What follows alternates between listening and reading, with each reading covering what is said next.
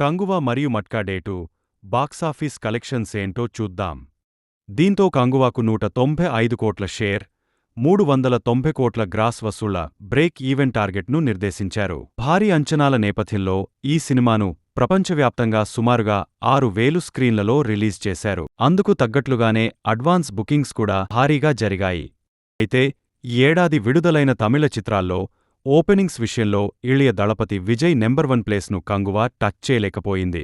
Vijay the goat movie తొలి రోజున ₹52 కోట్ల గ్రాస్ సాధించి లిస్ట్లో నెంబర్ 1గా నిలిచింది.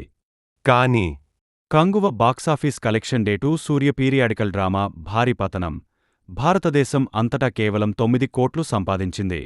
మట్కా రెండో రోజు కూడా మట్కా మూవీ దారుణమైన కలెక్షన్లను వసూలు చేసినట్టు తెలుస్తోంది.